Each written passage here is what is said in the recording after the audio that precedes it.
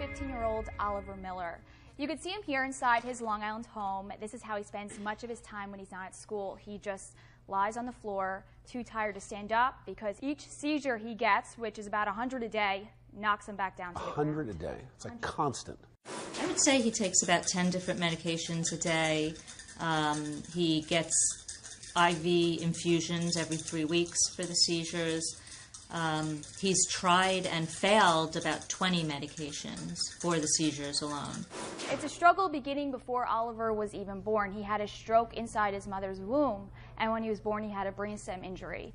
Initially, he made some advances, more than doctors ever thought he would. He developed some speech, he learned to walk, but as he got older, the seizures became more frequent and more debilitating. I still get the rush of panic because I never know what seizure is going to be the one that leads into the ones that don't stop. Just take a look at this video. This is what his mother made to send to lawmakers to legalize medical marijuana. Last July, she got a glimmer of hope when Governor Andrew Cuomo passed the legislation.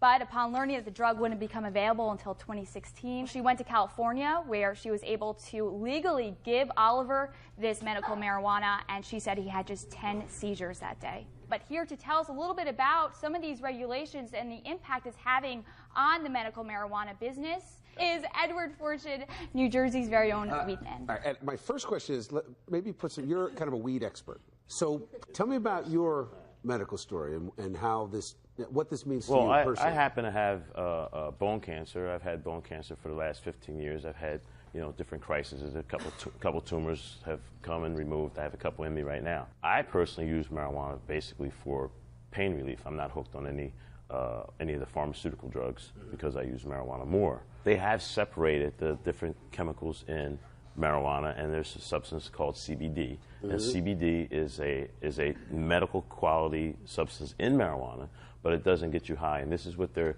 given really to a lot of the epileptic kids here in New Jersey and across the country. The thing that really infuriates me about this debate, this is, as you said, it's not about getting kids high. This is about getting kids the medical treatment that they need, and the things that are on the market right now that are legal when it comes to opiate addiction that exists in this country.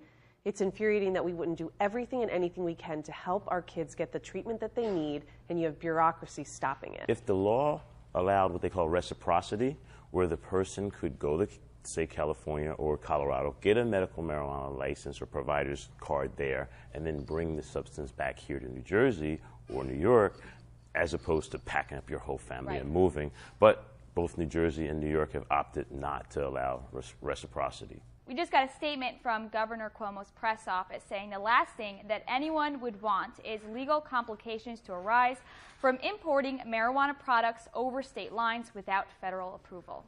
This seems so simple, and politicians in classic form overthinking it, and it's hurting real people.